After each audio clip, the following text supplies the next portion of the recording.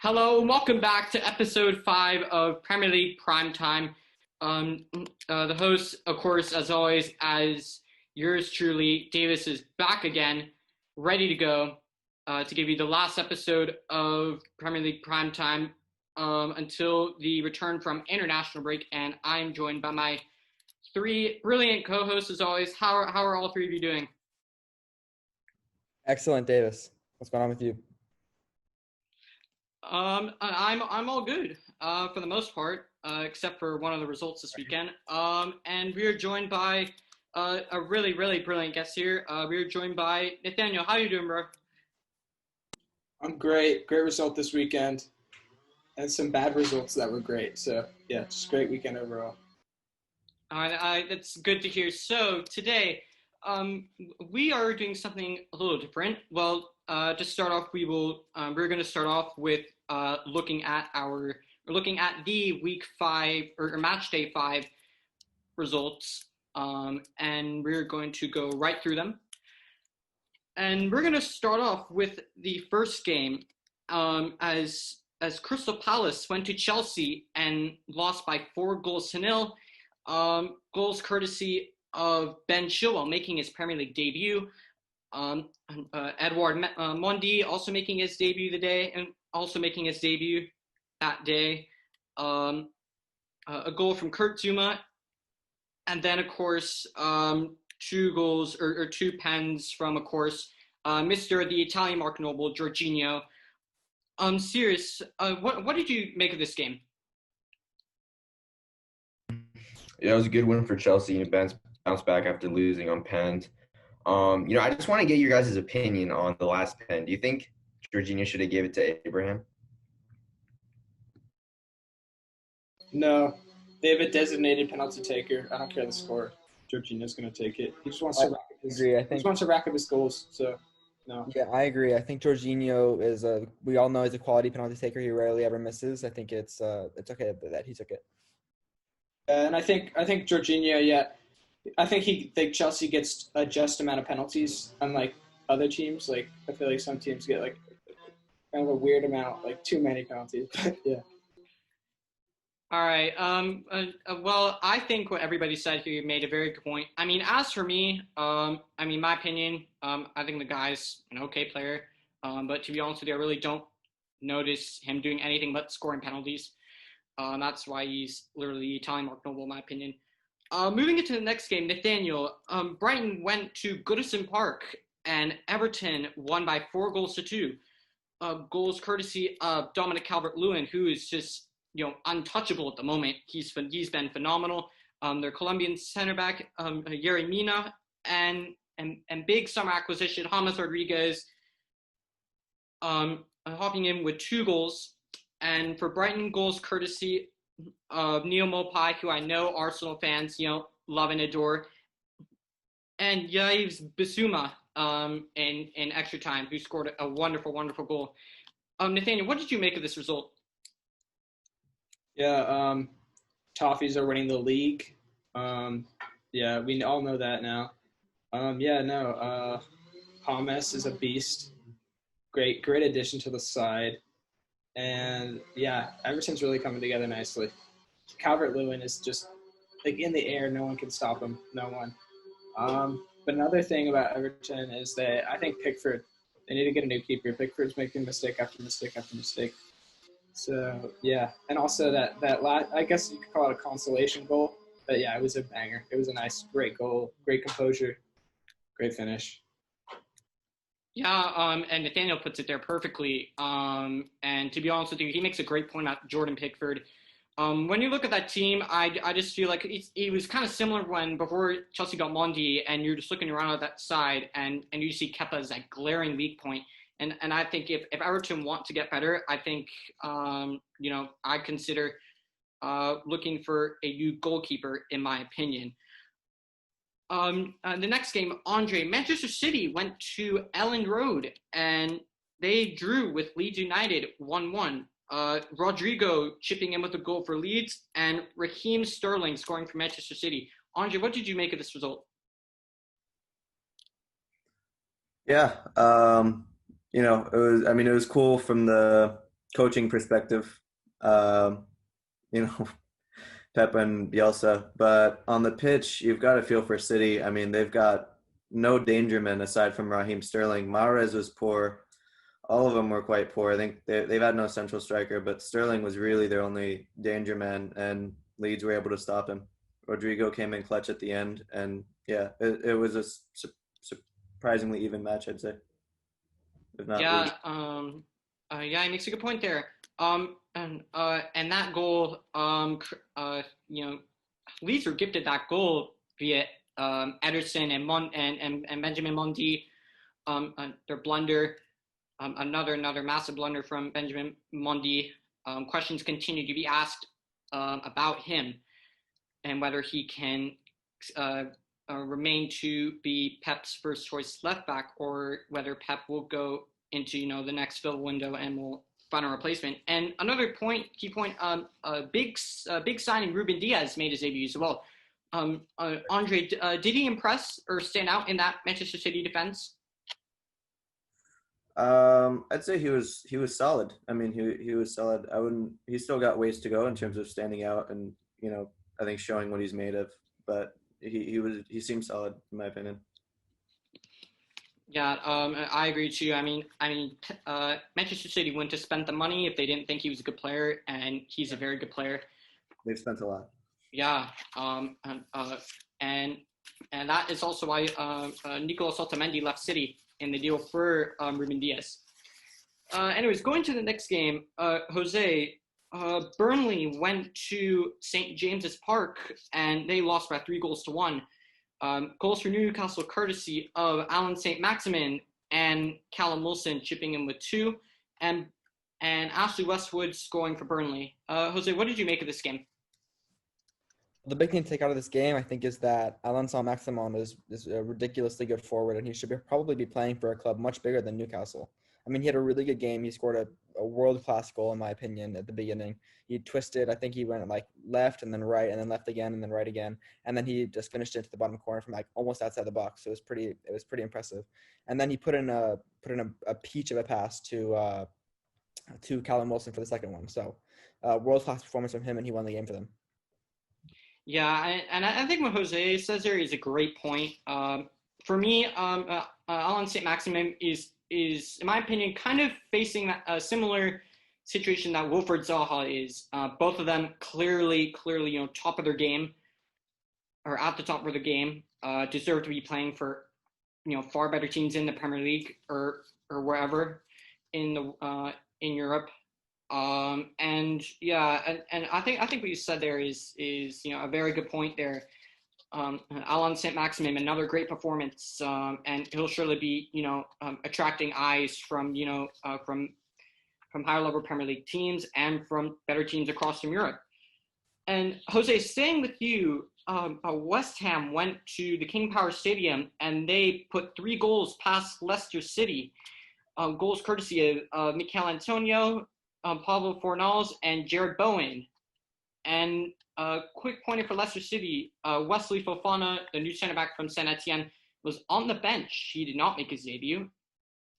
But Cengiz Ünder, the winger on loan from Roma, he did make his debut as he came off the bench later in the match. Jose, what did you make of this game?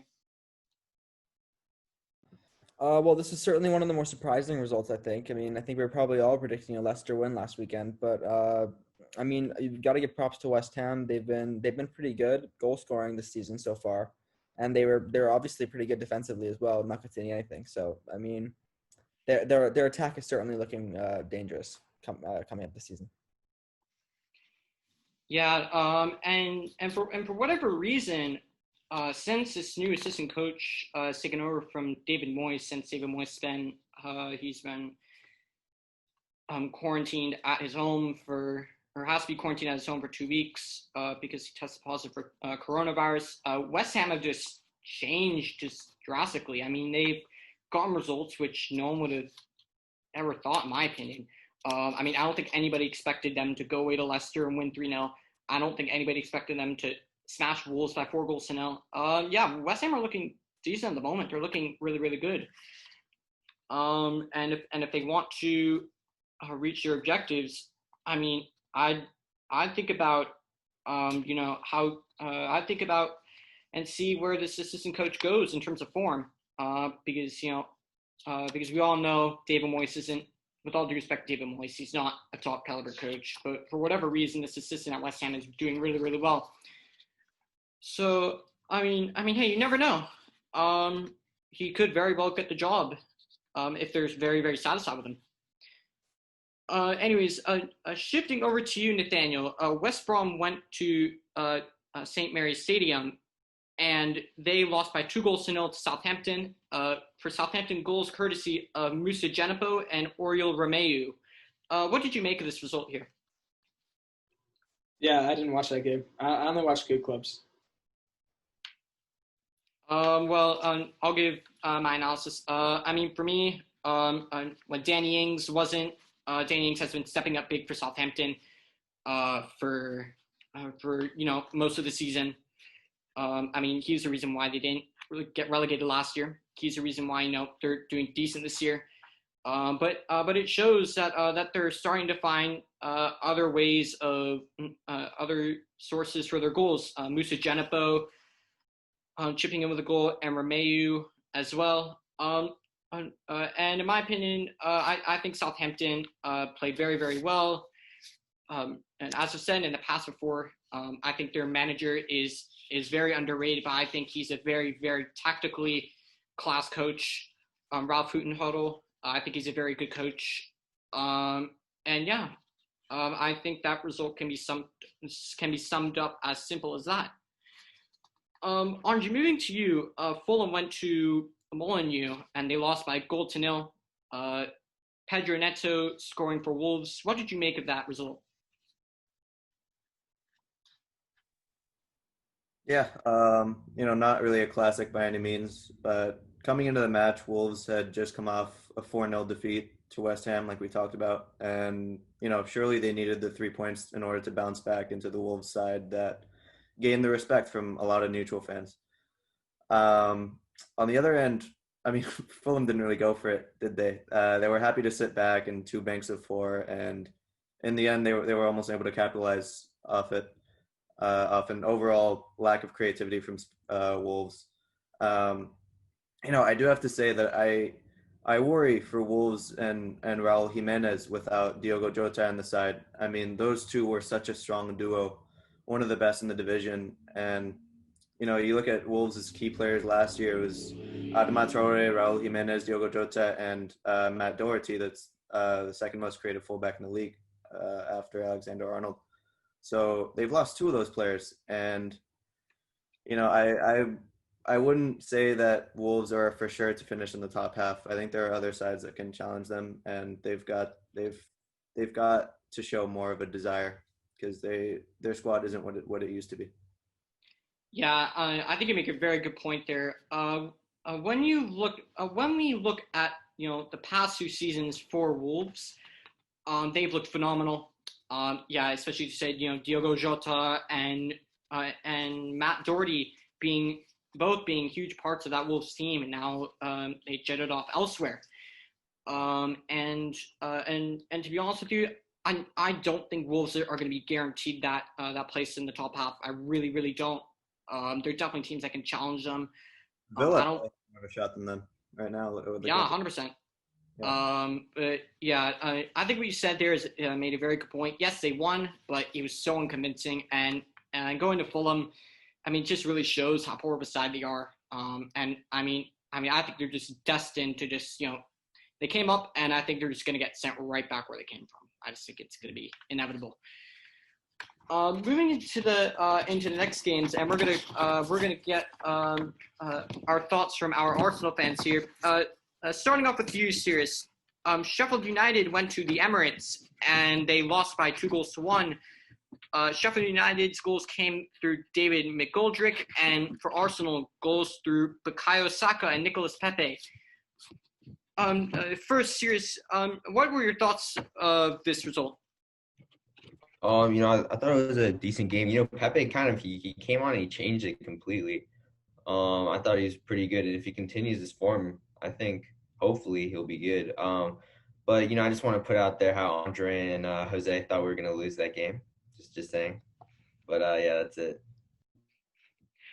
All right. And Nathaniel, going over to you, what did you make of your boys winning this past weekend? Yeah, awesome. But they shouldn't have given up a goal. But now it's party time, so yeah, we're not gonna have any more of those. Well, yes. Speaking of that, we're gonna later we will be talking about we will be going into that into the transfer market and talking about each Premier League team's ins and outs, and we'll be giving them letter grades based off of how good activity was in the window. And then for the next result, I'm not going to say really anything about this too much, and Andre won't either. There's a full episode of a post game. I watched that one. I can speak on it if you want. All right. Actually, Nathaniel, do you think? Okay, let's talk about the red card, right? Okay. What was the score? What was the score when the red card was given? The score was 2-1. But okay. So do you think that would have changed the game if Anthony Martial hadn't gotten the red card? It wouldn't have changed the result. It would have changed the scoreline. I think we still would have lost, but we would have lost. I agree. And I was just gonna go over to Jose, and I was gonna ask you. What would you rate? What would you rate Slabhead's playing? Do you see his tackle on Luke Shaw? Do you see that tackle? That was a great tackle. Yeah. As I said in that video with Andre, Harry Maguire, poor performance. But quickly, just analyzing this game real quick. In the second minute, Bruno Fernandes scoring. Of course, yeah. I mean, you could probably guess a penalty from Bruno Fernandes, and then Tottenham rained in with goals from Tanguy and Ndombele. Heung-min Son got 2 goals, his first ever goals against Manchester United. Harry Kane with 2 goals, and even Serge Aurier chipping in on the fun, and Anthony Martial, of course, getting sent off. And I'll briefly wrap this up. They were absolutely awful. That was just not good enough. But if you want a more in-depth analysis of that game, be sure to check out our last video where Andre and I analyzed that game on that day. And going into the last game, actually, over to you, Andre. Liverpool went to Aston Villa, and Aston Villa just went off, and they shocked the entirety of the world as they put 7 past Liverpool. Yes, they were missing Mane. Yes, they were missing Adrian, but it was just shocking in the way, and it just set the final score. Goals from Liverpool, Salah with 2, and then Ollie Watkins, their big summer signing from Brentford, scoring a hat-trick for Aston Villa. John McGinn chipping in with a goal. On loan signing Ross Barkley, scoring, and Jack Grealish with 2 goals.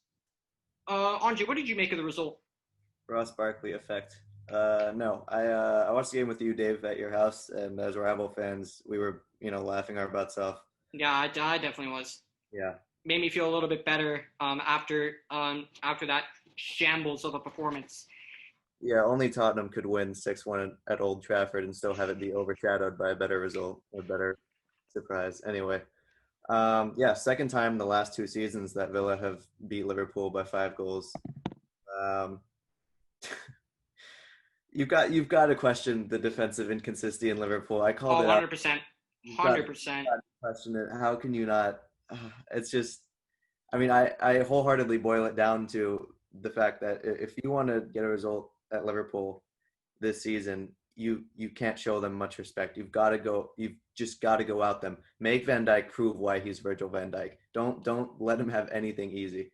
But yeah, it's just defense, Liverpool. I mean, even in the second half, they got it massively wrong. How many times did they break that line with Villa's attackers still running in from their own half? That can't happen if Liverpool are going to pose a title challenge. Had Liverpool won this match, which is why they put out a generally strong squad aside from the omissions of Mane and Alisson, which were forced. Had Liverpool won this match, this would have assured that they were a challenger for the title. This match, it's really open-ended for everybody. You've got Villa in first place. Everton's killing it. It's yeah, it's open ended. But Liverpool was really disappointing. You guys can talk about it. I know everyone wants to say something. I think everything you said was spot on, and I mean, I was literally right next to you watching that game. It definitely did make me feel a little better. Seeing seeing 7 being put past Liverpool. Alexander-Arnold, I think that's the worst I've ever seen him play. Van Dijk, I don't know what happened to him. Van Dijk, seemed more like Phil Jones that game. Less Van Dijk. Robertson, I really don't know what he was doing, and Adrian was just absolutely awful. Just so many deflections as well. Yeah, I mean, it was funny. That was God wanting Aston Villa to win. But we can't strip Aston Villa of the credit of that starting 11 that they put together. You've got Ollie Watkins, Grealish, Trezeguet, Barkley, Douglas Luiz, McGinn. Those, I mean, that fabulous 6 is really good. Then a back 4 of Tyrone Mings, obviously really good. And then you've got the man between the 6, Martinez from Arsenal. I mean, they've got a strong starting 11. The depth can be questionable, but that starting 11 is really up there. Yeah, I agree with that 100%. Anyways, Oh, I also wanted to say, I think it's just this match day showed us that I think it's going to be a really good season because, I mean, how many shock results did we have this weekend? I mean, you got Man United versus Arsenal, or Man United versus Tottenham, Liverpool versus Villa, Leicester versus West Ham. Even Arsenal winning at Sheffield could be a surprise, huh? Shut So your I mean, I mouth. think it's going to be Shut a really your good. mouth, bro. Shut your mouth. Yeah, all right. Shut your mouth. To not upset our Arsenal fans here. I'm just It at really the isn't table. surprising. My background, my Pogba background. My Paul Pogba background. It really isn't surprising to see how good Arsenal were against Sheffield United. Yeah, they just narrowly got the win, but I mean it really wasn't surprising. That was really expected of them. Anyways, let's move into the next segment of our show here. And what we're gonna do is that we're for transfer deadline day, we're gonna look at each and every club's business, their ins and their outs, and we're gonna be looking at the main the main ins and the main outs from each club. And I'm gonna go around the room or go around the call, around the show, and everybody's gonna give me a letter grade in terms of how good their window was, in terms of just who they brought in, did they address all the issues, money well spent, did they get all the deadwood out, etc. So let's just get right into it. And we're going to start off with Arsenal. And as Nathaniel was saying, Okay, so they got rid of Guendouzi. Arteta wanted to get rid of Guendouzi. On loan. They needed a new center midfield. Yeah, I know, but still, he just wanted to get rid of him. If it means loan, that's still getting rid of him, in my opinion. And, they needed a center mid, like a strong central defensive midfielder, and they got one. They didn't get Iowar, but whatever. He sucks anyway. No, I'm joking. But yeah, Partey, he's going to make a great addition to Arsenal. Yeah. I think Nathaniel puts it there perfectly. I think Thomas Partey is going to do Arsenal great wonders. I think he's a much, much, much needed signing for them. They brought in Thomas Partey. They brought in Gabriel from Lille. Willian on a free. They took up the options to permanently sign Pablo Mari and Cedric from Southampton.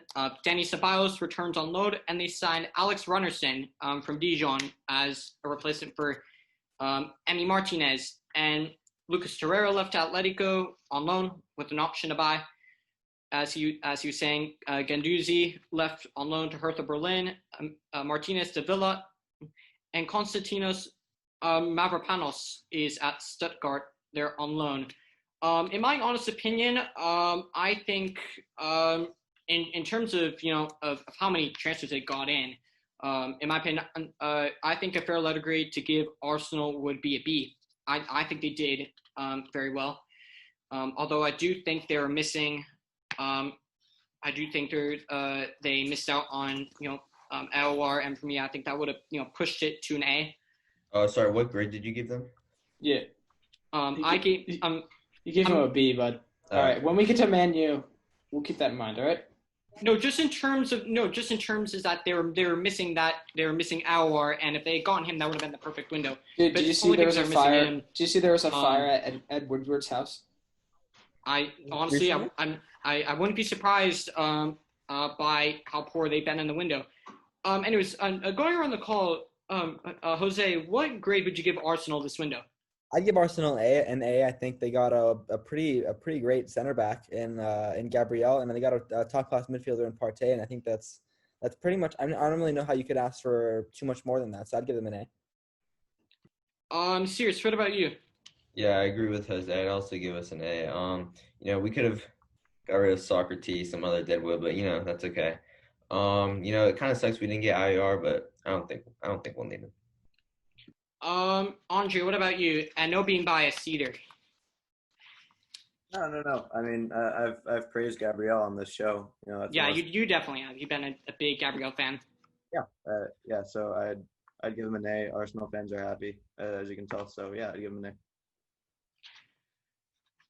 And Nathaniel, what about you? I'm guessing you're going to give him an A? Yeah, I mean, we didn't, we knew what we wanted and we got it. So I think, yeah, that deserves an A. Yeah, we executed. So, yeah. All right. Quickly moving into Aston Villa. For their outs, there were no real significant players who left the club. We're going to focus on their ins. Ollie Watkins brought in from Brentford for £33 million. Matty Cash from Nottingham Forest, the right back, for £16 million.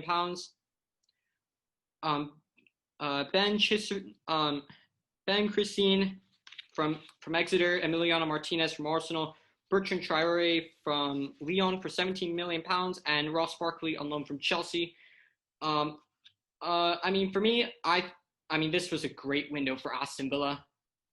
I mean, and just in terms of the money that's at their disposal, I would give them an A, purely because Aston Villa aren't the richest of clubs. I mean, they're definitely not, the hot spot of English football. And for me, I think that alone, I think they get an A for the window. Jose, moving to you. I agree. I think, it showed against Liverpool. I'd give them a very good grade. I'd probably go with, I go A for them as well. Nathaniel, moving to you. What would you give them? Yeah, I'd give them an A. I mean, you could say, sorry about that. You could say Liverpool had an off day, but you could also say that Aston Villa played great. So, and especially their new signings played great. So yeah, give them an A.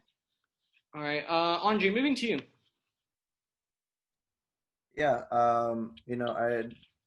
their fans have got to be happy with the money that's been spent. I mean, they brought in some quality players and splashed the cash. I mean, there was no other club that wanted to go past 30 million for Ollie Watkins, although he was linked to a lot of better clubs. So they haven't been hesitant to splash the cash. I think a lot of that is due to their survival and avoidance of relegation last season. That probably gave them a huge financial boost, and that's why they were able to splash the cash. So A for the fans. Had they not brought in Ross Barkley, I think I would have given them a B. But the fact they brought in Martinez, Barkley was huge quality, so I'd give them an A also. Really strong from Villa. Well put there. And Sirius, moving to you. Sorry, what? Aston Villa. What would you give them? Aston Villa's grade from the transfer window. Serious. Come on, pay attention, bud. Okay. So, anyways, I think that Aston Villa also get an A. The partnership of Grealish and Barkley should be good. It's exciting to see. Yeah. Well put there. Moving to Brighton. And looking at their ins and outs. Let's start with their ins. They brought in Adam Lallana from Liverpool on a free. They brought in Joel Veltman from Ajax, and Lars Dendoncker from Club Brugge on a free. A couple of their main ins, and leaving the club, Aaron Moy off to China, Martin Montoya off to Betis, Anthony Knockhart went to Fulham, Jurgen Locadia is in MLS at FC Cincinnati, Glenn Murray to Watford on loan, and Shane Duffy left for Celtic on loan. I mean, for me, I felt like Brighton, definitely needed a better striker, in my opinion, than what they've got. I think Mope's okay, but I think they could do better than that. In terms of the center back options, they definitely have good center back options. Ben White, they have Lewis Dunk, and Webster. But I think if one of them gets injured, I mean, they really don't have another quality center back in Brighton level to come in and do a job. I think for me, I would give Brighton a C. Jose, moving to you. I agree with you. I think a C is fair for them. All right. Nathaniel, what about you? I mean, any free transfer is good, but I mean, Adam Lallana, we know he's good, Liverpool man, but yeah, I'll give him a B minus. All right. Andre, what about you? Yeah, I think their ins haven't been bad. I mean, Veltman, I mean, Adam Lallana, obviously, if he can get back to his 2016-17 form, he'd be amazing. But for me, it's their outs, the players that they've had to gotten rid of that have really killed them and could hurt them. I mean, you look at Shane Duffy, Glenn Murray. These are players that get Anthony Knockout too. Players with experience that are going to drive the locker room forward to keep pushing the younger guys to really fight for that result.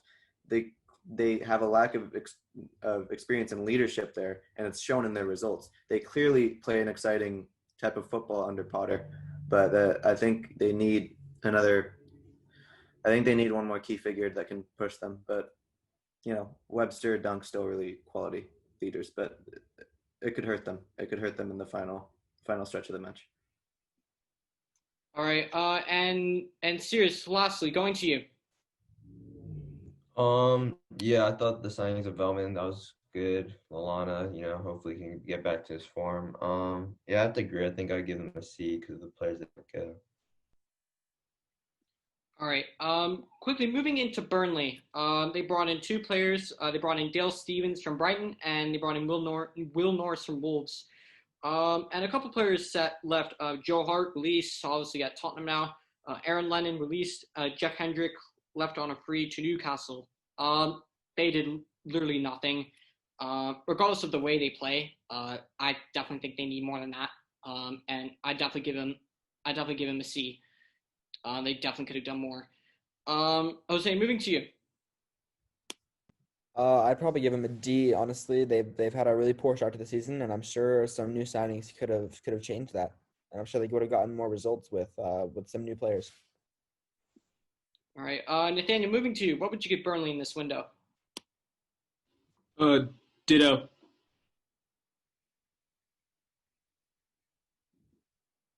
Andre, moving to you. Yeah.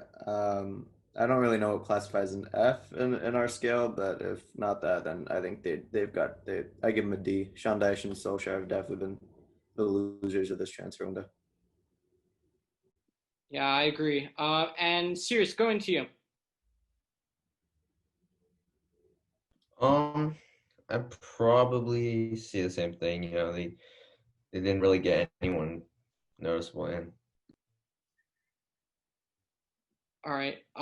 And moving into our next side, and of course, that is arguably the winner of this transfer window. That is Chelsea. Chelsea, of course, their spending spree under Frank Lampard. Edouard Mendy from Rennes, £22 million. Timo Werner from Leipzig, £50 million release clause. Ziyech from Ajax, 33.3 million pounds. Thiago Silva on a free. Malang Sarr on a free. Ben Chilwell, 50 million pounds from Leicester, and Kai Havertz for around 75 million pounds from Bayer Leverkusen. And they're outs. Willian left for Arsenal. Ross Barkley at Villa on loan. Malang Sarr actually left for Porto on loan yesterday. Pedro left on a free to Roma. Timao Bakayoko left for Napoli on loan. Ethan Ampadu's at Sheffield United on loan. And Davide Zappacosta is at Genoa on loan. They get an A. I think that's just very easy. Just of all the issues that they've addressed. They've done a really good job, but problems are still there. But yeah, for me, I definitely think they get an A for this window. Jose, moving to you. I definitely agree. I think they probably improved everywhere they've needed to. Maybe other than center back, but I mean, I'm sure that Thiago Silva is going to improve, and they've got Malang Sarr out on loan now. I'm sure he'll come back and he'll be very good. Definitely, I think A is fair for them. All right, Nathaniel, moving to you. I mean, yeah, on paper, like these are all great players, right? But I mean, I feel like it's too early in the season because they did well, right? 4-0, I think, but against West Brom, they're lucky they tied. They're lucky they got that point. But yeah, I feel like they still need to gel. Like I know they need Pulisic in there, and they need Ziyech in there. But yeah, I mean they've got great players, but as a team, It takes time. It takes time. So yeah, I'll give him a B plus. All right. And I think Nathaniel makes a very good point. You just look at the West Brom game, and they're definitely far from title contenders. Like they still have massive amount of problems defensively. Yeah, sure, Thiago Silva came in, but ironically, he was the one who made the mistake, I think, for the first goal or second goal for West Brom. But yeah, that defense still needs to be shored up. Another center back needs to be brought in if they're going to get rid of Antonio Rudiger. Andre, moving to you.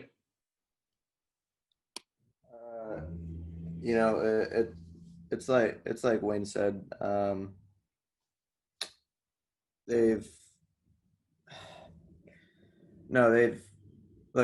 brought in good players, right? They have, but you've got to make a case that if it's a lot of pressure on Lampard, and if he doesn't deliver with the squad that they've got, it could prove a real loss of confidence in Lampard, even though I personally rate him, and it could be it could end up being bad for him. So I don't know where this stands for Chelsea's development as a club. I hope they'll keep their patience because they can develop a lot. But yeah, there is pressure on Chelsea, I think. But also, I'll give him an A. And lastly, Sirius, moving to you. I have to give them an A as well, but I think Nathaniel's right. They don't have that team chemistry yet, and it clearly shows. Yeah, but they need to get Ziyech back and obviously Pulisic. I think he was on the bench, no? I think he's coming back. Yeah, Pulisic's been hurt.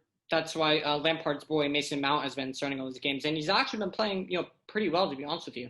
I think if he keeps these performances, I severely doubt that Christian Pulisic will just walk back in. I think he's gonna have to, earn that place back because I mean, at the moment you can't drop Mason Mount. I mean, he really hasn't done much wrong, in my opinion.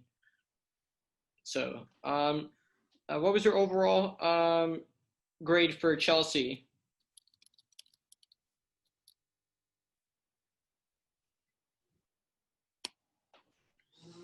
Serious.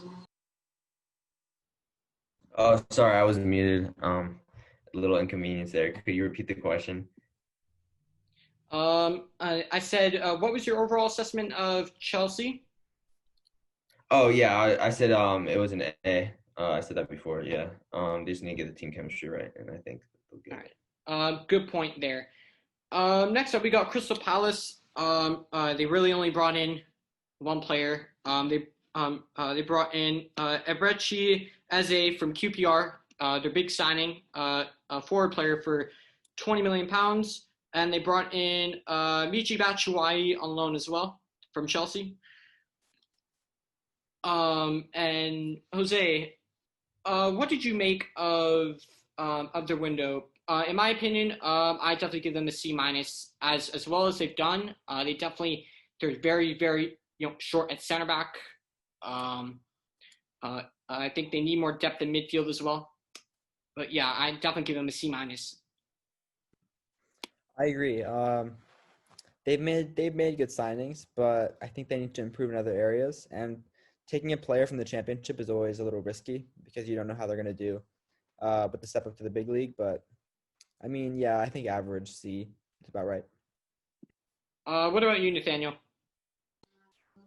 Yeah, they have a lethal attack, great attacking side. I feel like they're known for their attack, but yeah, they definitely they needed to get defenders, and they didn't do that. So I'm gonna have to give them a C. All right, Andre, what about you? Yeah, perfectly put. I think they needed a better center back. Salko I don't think he's good enough personally. But the rest of them they have a threatening team. You look at that result against United, that their attack can be really fluid. Well, that was really down to Wilfred Zaha, as he's been carrying that team for years now. But It'll be. They've taken it a step up since Jordan Ayew has been on form. I think he doesn't get enough appreciation, and Townsend has been. That's very true. So I still think they can be really fluid. Eberechi Eze is an exciting prospect. So I give them a C because they've brought in pinpoint good transfers, but they needed more. They needed more, certainly defensively. And Sirius, lastly, over to you. Yeah, I have to agree with all you guys. I think the defensive liability. If I was watching soccer over the weekend, he just makes constant mistakes. He's just kind of error prone, and they definitely need someone to fix that. All right. Going into arguably another winner of this transfer window, Everton. They have been nothing short of exceptional. Carlo Ancelotti splashing the funds, bringing in Niels, and Cuckoo from Marseille, Alan from Napoli, James Rodriguez from Real Madrid for £22 million, Abdoulaye Doucouré from Watford, about £20 million, Ben Godfrey from Norwich, very, very good centre back, £20 million, and they brought in Robin Olsen, the goalkeeper from Roma, on loan. And some of the outs, Morgan Schneiderlin went to Nice, Leighton Baines retired, Cuco Martina released, Omar Nias released, Djibril Sidibe is back at Monaco due to the end of his loan. Theo Walcott went to Southampton on loan. And Sandro Ramirez went to SD Huesca. I think Everton get an A. Definitely. I mean, it shows in their form this season. I think they're second in the Premier League. I think they're tied with Villa right now. They've been nothing short of exceptional these past 4 games. I think my only criticism of Everton is that when Moise Kean left, they never brought in a replacement for Moise Kean. Maybe they're looking at someone from the Championship or something like that. But yeah, if he gets hurt, and Richarlison gets hurt, you don't have any depth at striker. Give Iobi. But Iwobi's not an out-and-out striker. We're talking about strict number 9s here. But other than that, I give him I give him an A minus. Just marking off that striker thing. Jose, going to you. Well, I think we said about Chelsea is they brought in a bunch of good players, but they didn't really get the chemistry right at the beginning. They haven't really got the chemistry right so far. And Everton are basically the improvement of that. So they bought a bunch of good players, and James and Doucouré and Alan, and they've all worked really well together. And now they're top of the league. So I think we have to give them higher than Chelsea. So I go A+ for them. All right, Nathaniel, what would you give Everton this window? Yeah, they did great. They brought in some big names. We got James, we got Allen, some great midfielders, Doucouré. And I think like they have some like players from last season, but they're just really gelling really well this season. And Ancelotti, good manager. Yeah, just Very good they're manager. gonna win the league. I'm calling it. Don't laugh. I'm calling it. All right. Hey. Okay, Pickford. Yeah, Pickford. Not that good. If he keeps making those blunders, All right. Very well played there, or well said there from Daniel. Andre, going to you. Yeah, I think Nathaniel's better be chopped in half. Anyway, yeah, I think.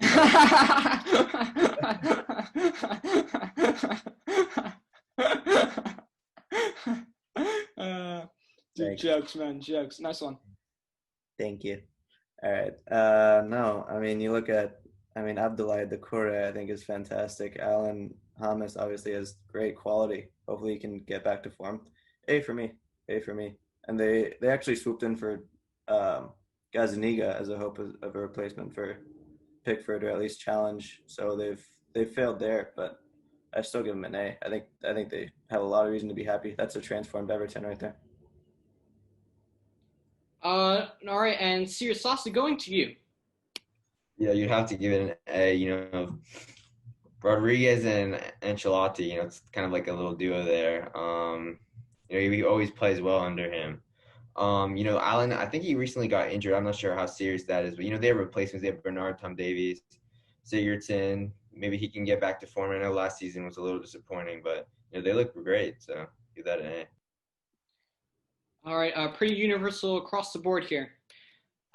Next team, we have Fulham, and a team that's likely going to return right back where they came from, but nonetheless, they made some signings.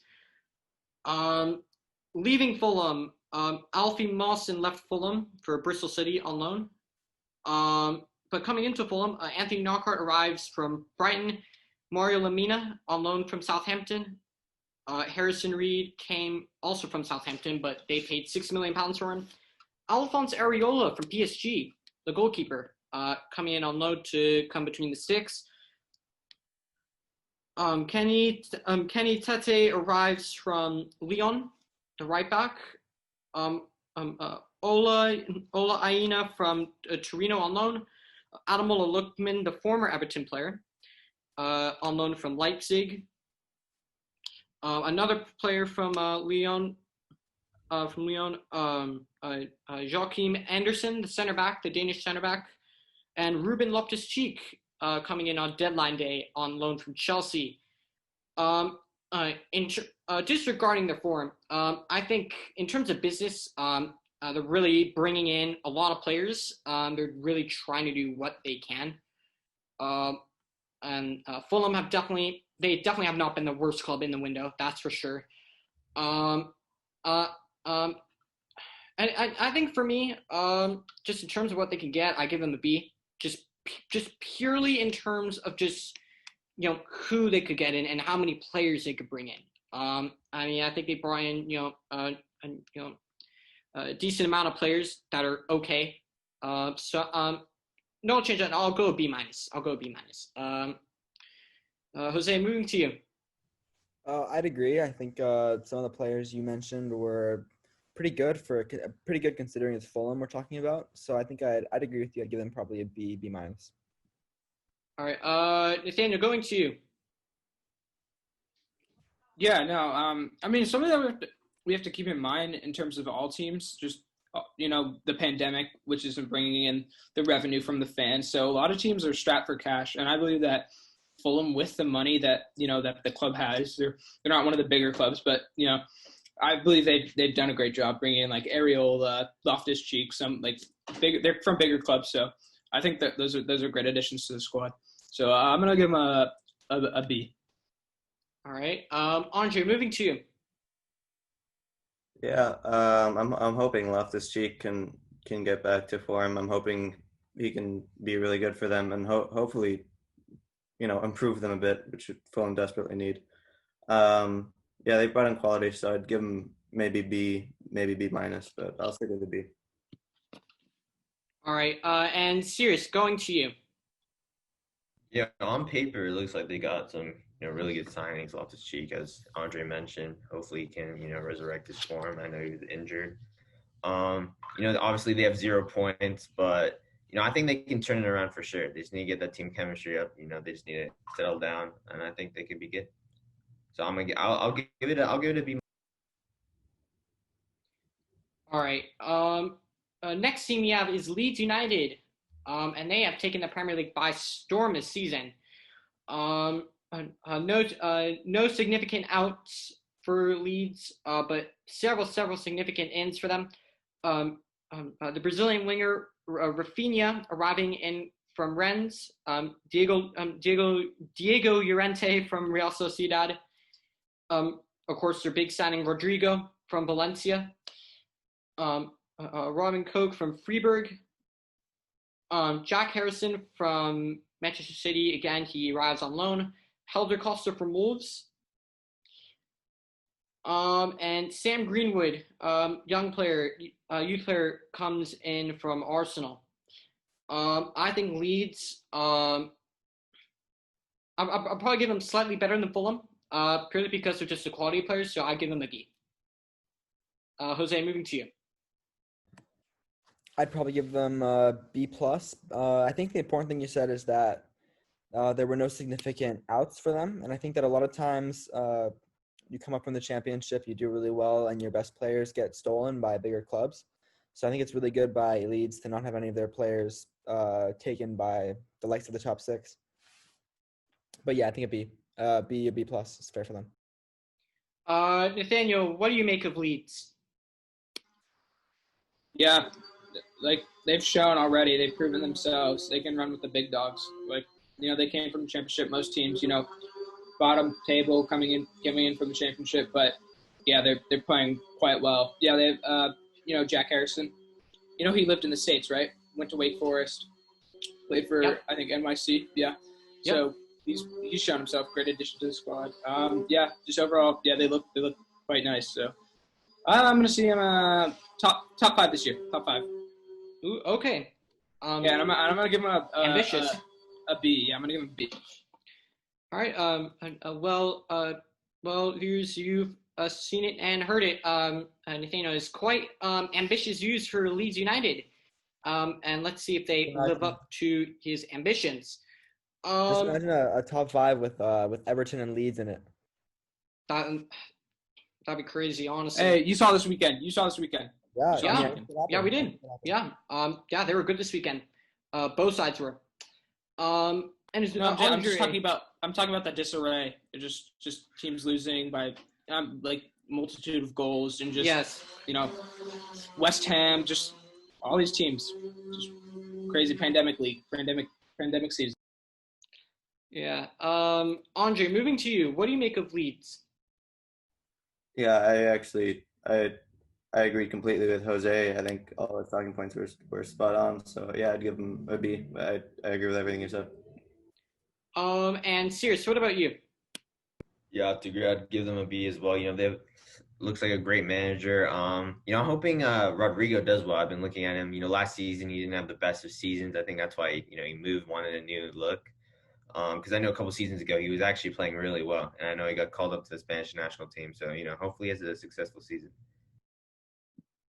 Yeah, I think that's a very good point that he makes. And I also think Rodrigo is kind of like a statement signing. Rodrigo, a pretty well-known striker around Europe. People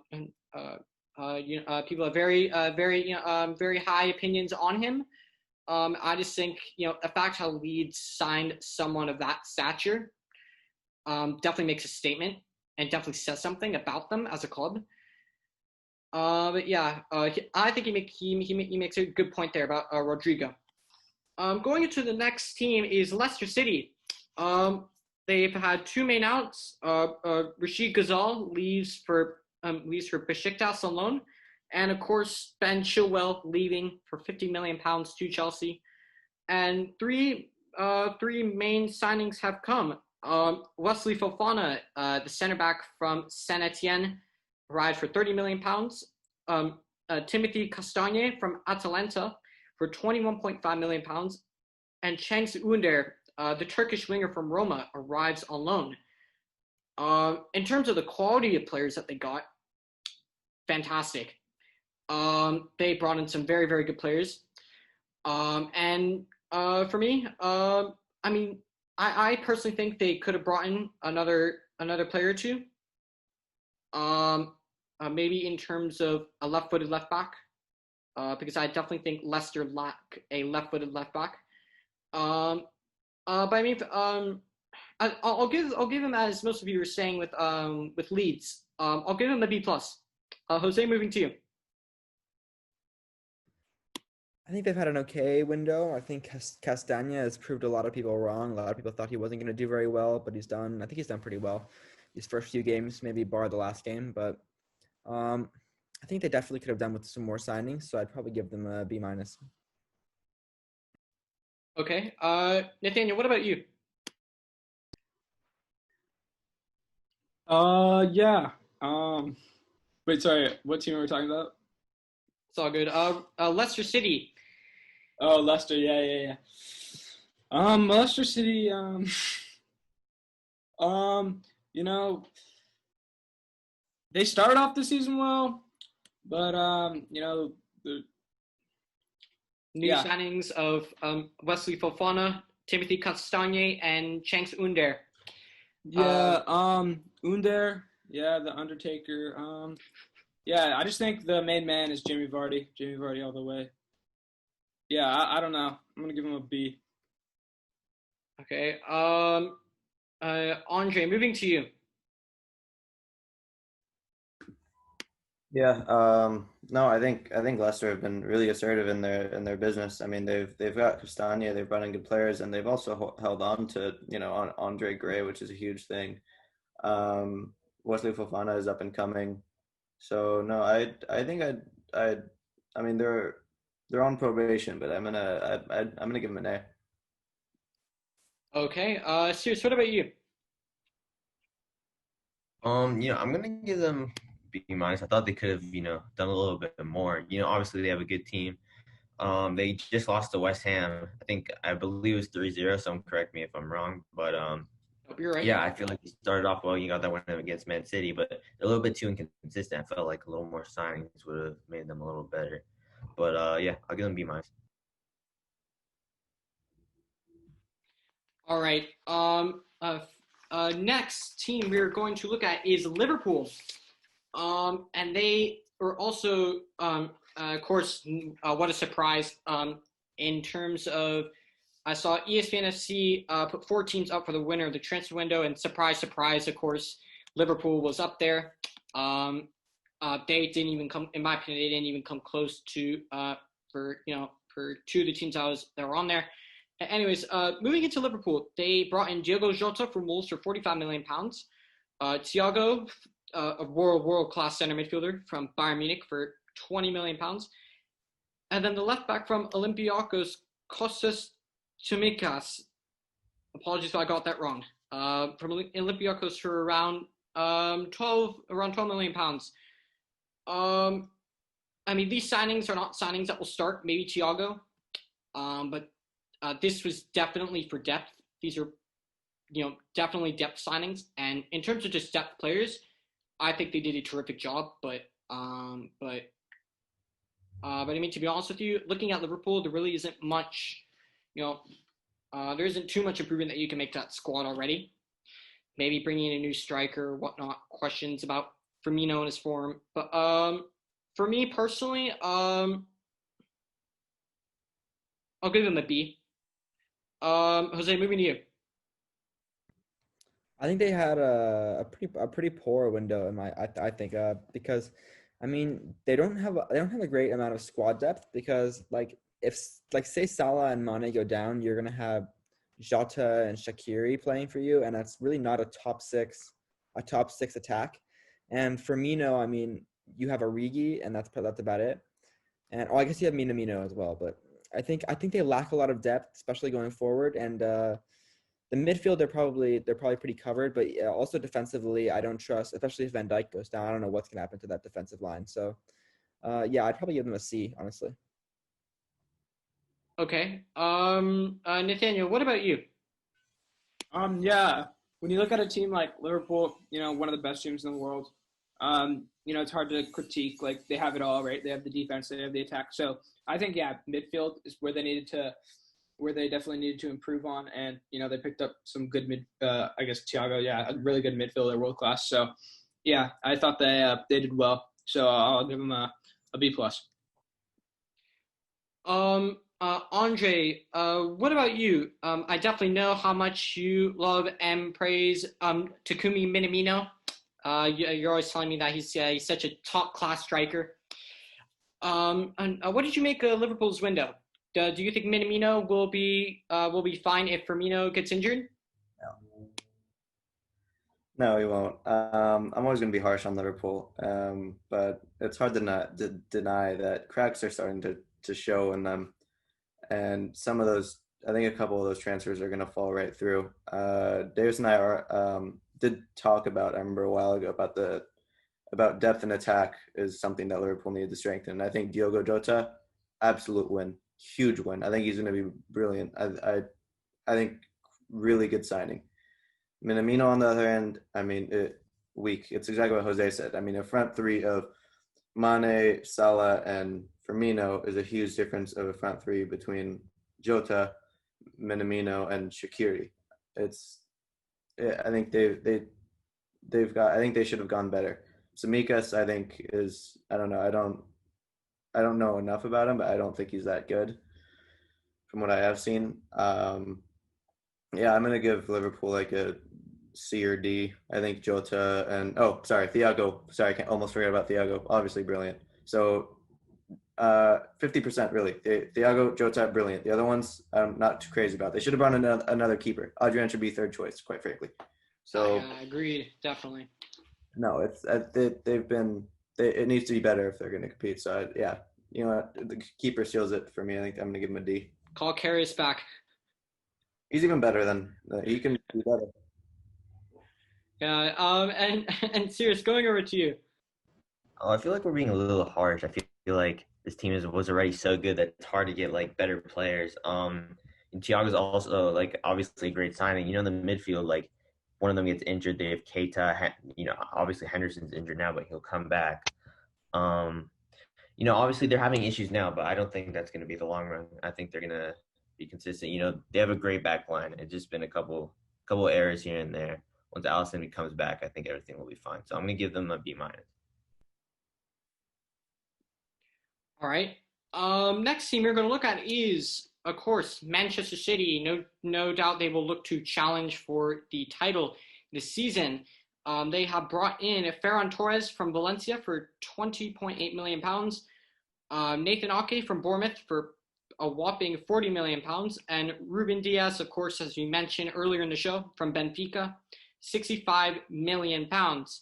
And the outs for Manchester City, Sane is off to Bayern for around £55 million. Otamendi through the Ruben Diaz deal. Jack Harrison leads on loan. David Silva left on a free. Claudio Bravo got released. And Angelino is at RB Leipzig on loan. For me, Manchester City needed far more than the three players that they got. For me, in my honest opinion, a left back. I definitely need a left back. They need more investment in that midfield. For me personally, for me, I think it's just so below Manchester City, standards. And I give him somewhere between a C+ and a B-. Jose, moving to you. I would say probably a C for them because they've brought two center backs, and I still don't know if they have their center back problem under control. Because I'm not sure if either of the center backs they brought in have really proved themselves as top quality center backs. I think had they just brought in Koulibaly by himself, I'd be much more confident in their defensive ability. And also, while I think Ferran Torres is a good player, I don't think they really needed to spend too much money going forward. So I'd probably give them a C as well. Nathaniel, what about you? Yeah, similar to Liverpool, like world-class club, they have it all. But, yeah, their defense is lacking. And I'd have to agree with Jose. I was saying, like, get two center backs, or just get and spend, like, X amount of money, or spend like twice the amount of money on one center back, which could have been Koulibaly, but they didn't do that. So, I think Pep's gonna have issues in the back this whole season. So yeah, I'm gonna give him a B minus. Andre, what about you? I mean, there are only a few teams in the world that could spend 100 million and still need more. You look at the depth of that City Centurion side, and it's night and day, but from what they have now, I don't think it's good enough in terms of what we've come to expect of Guardiola's City. So, yeah, not good enough to lose Leroy Sané, and then, I mean, bring in Ferran Torres is, I don't know. Time will tell on that one, I guess. But yeah, I'm gonna go ahead and give him like a B minus C. All right. And Sears, what about you? Oh yeah, I'm gonna have to give them a C as well. They spent over 100 million for two center backs, and you're right, Davis. They're not really proven yet. I would say. We bought Gabriel for, correct me if I'm wrong, 35 mil. I feel like that's a good price. I feel like they overpaid a ton. I know they need center backs. Very, very obviously, similar to, and sorry to cut you off. This reminds me, and it's definitely, I don't think it'll end up as the same way, but it definitely reminds me a lot of Harry Maguire.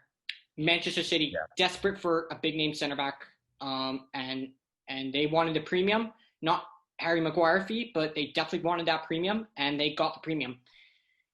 But yeah, go on, as you were saying. Yeah, so obviously left back options. You have Kyle Walker, right back, solid option. You have Cancelo. So I just don't think Mendy's good enough. I know Davis loves Mendy, of course, but I just don't think he's good enough to play left back. You've seen him make mistakes. He's kind of like the Serge Aurier at left back, kind of like both are similar. They're just overrated and bad. So. Well, yeah, Monday has been pretty poor for the past 2 seasons. But yeah, speaking of Aurier, let's just not talk about Aurier. It really doesn't put me in a good mood. That's for sure.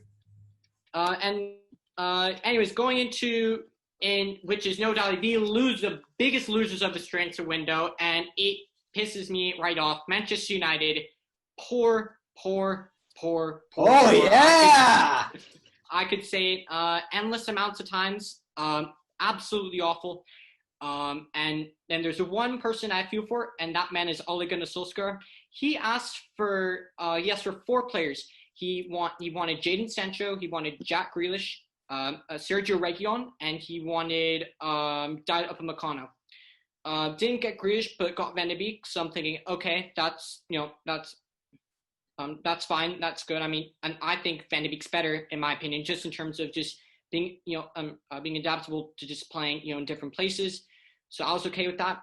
I was definitely upset about not getting Reguilon, but we got Alex Telles in, which again, disappointing, but we still got in a good left-footed left back. And then he never got Sancho, because the Glazers love to haggle with money. And he never got in Upamecano. He never got a center back.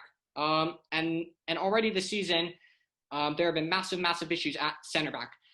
But going through who they brought in Donny Van de Beek for around £35 million from Ajax, Alex Telles for about £50 million plus add-ons, and Amad Diallo will come in January from Atalanta at around £40 million. Cavani came in on a free, Edison Cavani, and Facundo Palestri from Club Atletico Penarol in Uruguay.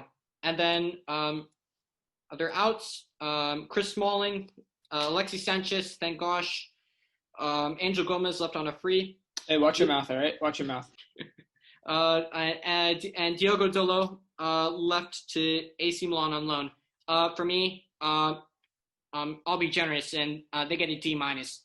Yet again, the Glazers not backing the manager, and the manager saying, "I want this, and this," and the Glazers just give him something else. But yeah, they get a D minus or an F. Jose, moving to you. Yeah, I think that you can't give them as much as I would love to give them an F. I think you can't because they improved the team with Van de Beek and Tellez, and I think Traore is going to be a decent player as well. So I wouldn't be able to give them an F. However, they basically didn't fill any of the holes that are in our team. So, but we needed a right winger, we needed a CDM, and we needed a center back, and we got none of those. So I mean, I think, yeah, I'd probably give them a D. All right. Nathaniel, what do you give United this window? I mean, I think, fans, I feel like they want players to come into their club, but I feel like sometimes clubs make the wrong decision, like impulse buys. They don't buy the right, they just want to buy players to show that they're improving, I guess. But they didn't buy the right players. I feel like they made the wrong decisions. So yeah, I'm gonna give them a D. Andre, moving to you. Yeah, I mean, I think it's been a few years now that the United fan base seems to always be pissed, but they have some legitimate reasons to be pissed now. I think everyone else gets it now. There's some really massive dysfunction at the top right now. Um, yeah, it's really not good enough. They've lost out on what could have been a really great window for them after what they've achieved last season, but really haven't. So yeah, they've D or F either way. Terrible. And Sirius, over to you. Yeah, I'm gonna have to give them a D too. Just obviously I understand Man U fan struggles. Obviously as an Arsenal fan with the board that we have, this summer was an exception. But the only positive that I can think about this is, maybe Cavani will break the number 7 curse. You never know. He's proven that you know, I know Davis doesn't want to admit this, but Cavani's been world class for a couple of seasons. I know not last season, season before, but I think that he can do something. Maybe replace Greenwood. So yeah, we'll see. Yeah. I think what you're saying is absolute rubbish. It's nonsense for me. Edison Cavani, for me, I'm not saying he is like him because that's just insulting. If you look at Cavani historically, one of the best strikers in the world over the past decade. Terrific player, but he's 33 now. He's past his best. I have no idea why we signed him. Is he an upgrade on Igalo? Yes, he is. But yeah, not good enough. I don't know why he's a number 7 shirt. It's really, really annoys me. But yeah. Anyways, moving into Newcastle. They have had no significant outs. And they brought in in Newcastle standards, they brought in some decent signings. They brought in Jamal Lewis from Norwich for around £20 million, including the add-ons. Brian Fraser on a free from Bournemouth. Callum Wilson for £20 million from Bournemouth. And Jeff Hendrick from Newcastle on a free. Mike Ashley never spends anything, but he actually brought in some players this time. A bit surprising. I'm sure Newcastle fans were a bit surprised, but it definitely was about time. Could Newcastle brought in more? Yes, they could. I definitely feel like they maybe could have brought in perhaps center back maybe. But yeah, for Newcastle, I'll give them a tough one. A C plus. I'll give them a C plus. Jose, moving to you. I'd give them a B. I think they've had some good business. Obviously, I think keeping Sal Maximon is a big plus for them, and Callum Wilson and Ryan Fraser should be good as well. So, I think a B for them is fair. Nathaniel, what about you? Yeah, I believe Saint-Maximin is a great player, and yeah, B. All right, Andre, what about you? Yeah, I think they've signed some Premier League proven players, some players that were linked with top 6 moves. So I'm gonna give them a B. I think they've taken their squad another level in terms of quality. Callum Wilson, Jamal Lewis, really quality. And Sirius, what about you? Yeah, I think I'll give them a B as well. Callum Wilson's a good signing as long as, he stays fit. I know that's been an issue for him. I feel like if he could have a season where he isn't injured, he'd be, really good. All right. Moving into our next side, and we have Sheffield United. They have looked, in my opinion, very worrying. Start of the season. They brought in Rhian Brewster from Liverpool for £23.5 million. They already seem like the new Bournemouth of the league. Aaron Ramsdale from Bournemouth, £18.5 million for him, and Ethan Ampadu on loan from Chelsea. And the only significant out was Dean Henderson. He went back to Manchester United after his loan spell ended. Sheffield United, poor. Not as bad as Manchester United, but poor. They definitely could have brought in another player or two. If someone asks me where, maybe their wingbacks. I definitely think they will getting some improvement there would be better. But yeah, overall, really, really not great. I'll give them a C. Jose, moving to you. I probably agree. I think they could have done a lot more. I think a C is fair for them. What about you, Nathaniel? I think they overpaid for Ryan Brewster. I don't know. I don't know what's all the fuss about him, but yeah. I'll give him a C. Andre, moving to you. Yeah. I mean, they have a squad that's looking like they're going to fail to compete at the levels that they have last season. They certainly could have done more, so I think a C is adequate. And Sirius, what about you? Yeah, I'll give them a C as well. The only thing I like about Brewster is when he missed a penalty against us. It's really not that great. I don't know why they paid for him so much. So yeah, give them a C. Yep. They already remind me of the new Bournemouth. Just like when Eddie Howe thought,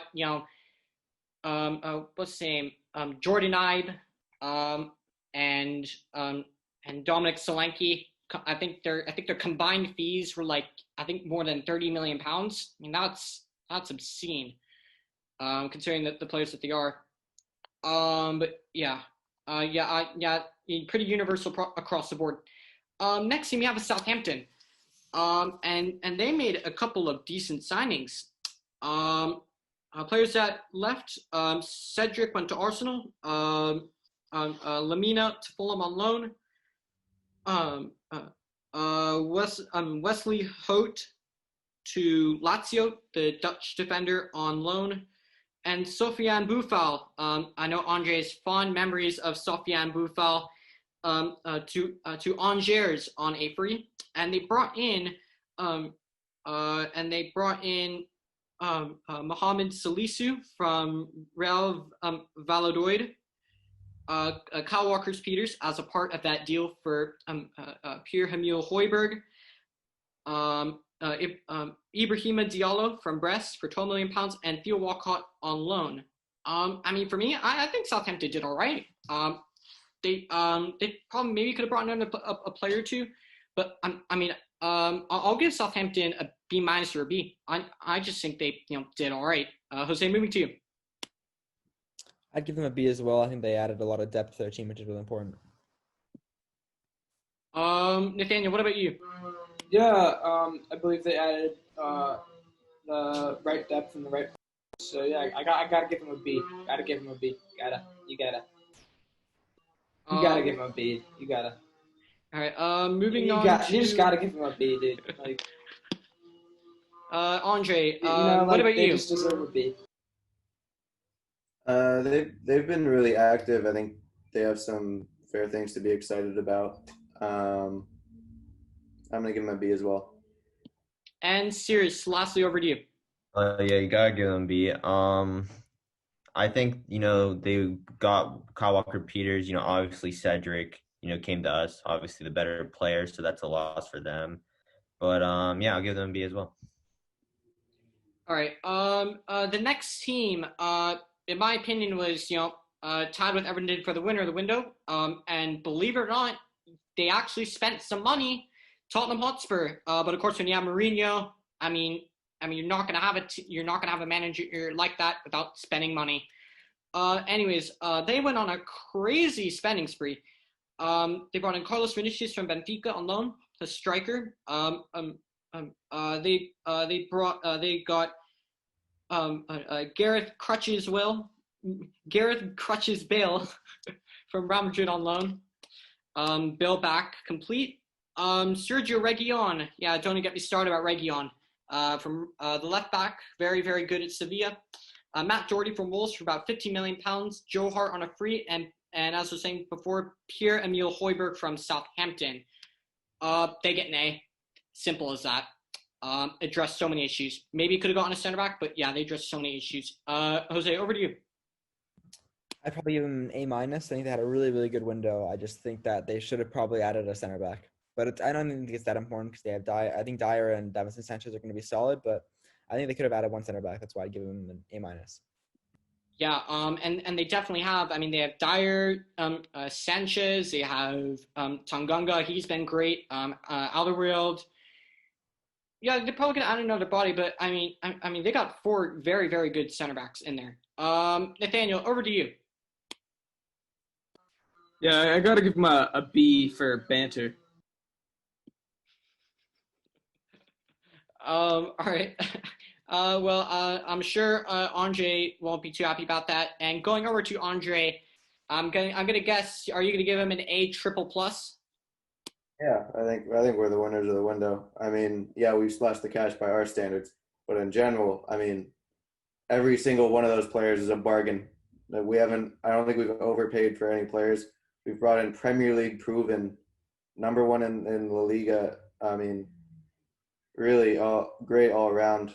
Great all around. We've brought in winners. I think we've addressed so many problem areas. It's probably our best window of the modern era. And I'll call it right now. If we fail to win something with a squad this good as deep as this, then we deserve to be made fun of. I mean, our squad depth is insane right now. So, yeah, if we fail to win something, that's catastrophic. Catastrophic. I'll call it right now. So, yeah, A plus. Well, Andre, knowing Tottenham Hotspur, if they don't win anything, I don't think anybody would be too surprised anyways. And Sirius, lastly, over to you. Oh yeah, sorry. I think I'll give it an A minus. I know this sounds biased, okay, but the only reason I give them A minus is what Jose was saying. I personally don't think Davinson Sanchez is like world class. I think he's decent. I think 40 million. Obviously, he gave away that pen. I think he's a good player. I just think he just hasn't been amazing. Personally, obviously with Mourinho, you have to get good players because he's used to winning. Unfortunately, he won't be used to it here, but good signings. All right. Last thing, I might be middle on the center backs. I mean, yeah, I think we were linked to Skriniar or whatever. Didn't end up panning out at the end, even though he wanted to come. Is the domestic window still open? Because I knew we were linked to. Yes. Yeah. See, so yeah, you can still get players within England. I know players are going to Portugal and stuff like that. Yeah, so from what I've been reading, we might bring in a center back. Joe Roden might come in for the domestic window, so we'll see if that pans out. But even if it doesn't, I mean, you've got to fancy Tottenham to pull through until January to bring in a center back. So I don't know. Our defense this season has been I think we've mostly conceded off set pieces, very few open play goals, even against Everton, whatever. So no, I still fancy our defense a lot. Yeah. So I don't think the center back was that huge of a deal. I think the center back would have just been a cherry on top. I don't think it was a crucial problem area. Yeah, you done yet? I gotta get going, dude. Yeah. We have 3 teams left. I'm going into number 18, West Brom.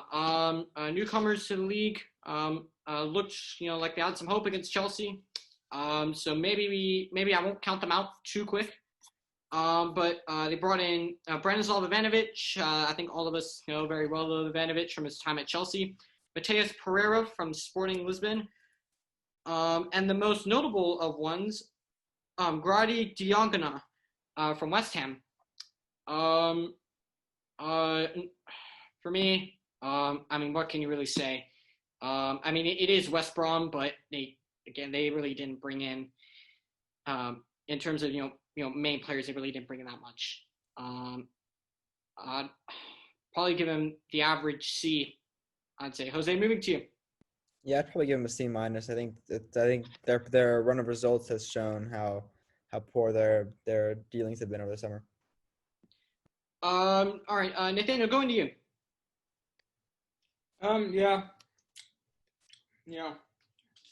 Yeah. C. Andre, what about you? Yeah, I think it could have been better. I'll just keep it quick. C. And Sears, lastly, over to you. Oh yeah, C as well. I agree. All right. Second to last team, we have West Ham. And their most notable signing was, of course, Tomas Souček from Slavia Prague. West Ham were obligated to buy him after that loan spell. And a departure or two, Grady Diangana to West Brom, and of course one that no doubt Sears and Nathaniel will be familiar with, Jack Wilshere contract was terminated by mutual consent. As good as West Ham have been, they definitely need more depth. I'll give them the same rating Jose gave to West Brom. I'll give them a C minus to a C. Jose, over to you. Yeah, I'd agree. They could have done a lot more. I think I'm not convinced about their defense. But yeah, I'd give them a C minus as well. Nathaniel, over to you. Yeah, they did poorly. They lost Felipe Anderson. He's clutch for them. So yeah, got to give him a C. Andre, what about you? Yeah, I mean, they could have been strengthened and been a lot more exciting than they have been. So maybe C plus, B minus. Okay, and Sirius, lastly, over to you. Oh yeah, in terms of transfers, I would say C, but they're 2-2, so it's not that bad. Okay, and finally, the last team, we have Wolves. And if you're going to ask who they brought in, you can probably guess it. Yes, they did bring in Portuguese players. Nelson Semedo from Barcelona arrived for around 35 to 40 million pounds. Fabio Silva, from the striker from Porto, arrived for 35 million pounds. Fernando Marcal, the Brazilian left back from Lyon, and Vitor Ferreira from Porto on loan. And of course, Ruben Vinagre went to Olympiacos on loan, and Matt Doherty went to Spurs. I definitely feel like Wolves really needed to bring in a winger, and they just did not do that. I don't think Podence and Neto and Traore is going to be enough for them. And for me, that's a huge markdown because Jota is such an important player. So for me, they did bring in some okay players, but yeah, I definitely have to give them a C plus to a B minus. Jose, over to you. I think they did pretty well. I think Semedo's a good signing. He's quick. He'll be a decent replacement for Doherty. I'd probably give them a B. Nathaniel, over to you.